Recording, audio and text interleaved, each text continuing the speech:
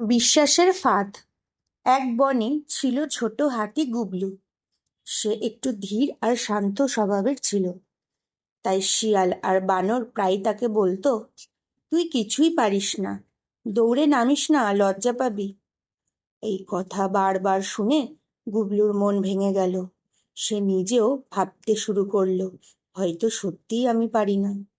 একদিন বনে দৌড় প্রতিযোগিতা হলো। গুবলু অংশ নিল ঠিকই, কিন্তু তার মনে আত্মবিশ্বাস ছিল না। দৌড় শুরু হতেই সে ধীরে চলল, আর মাঝপথেই থেমে গেল। সবাই হেসে উঠল। গুবলু খুব দুঃখ পেয়ে একা বসেছিল। তখন এক বুড়ো কচ্ছপ এসে বলল, তুই হেরেছিস কারণ তুই চেষ্টা করিসনি, আর চেষ্টা করিসনি কারণ তুই বিশ্বাস করিস তুই পারবি না।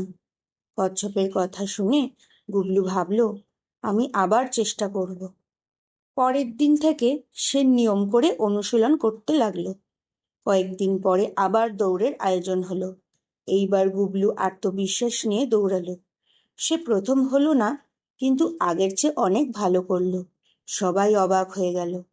গুবলু হেসে বলল, "হুম, আগে আমি তোমাদের কথায় বিশ্বাস করতাম, তাই পারতাম না। এখন আমি নিজেকে বিশ্বাস করি।" নীতি শিক্ষা: অন্যের নেতিবাচক ধারণা আমরা বিশ্বাস করলে আমরা পিছিয়ে পড়ি।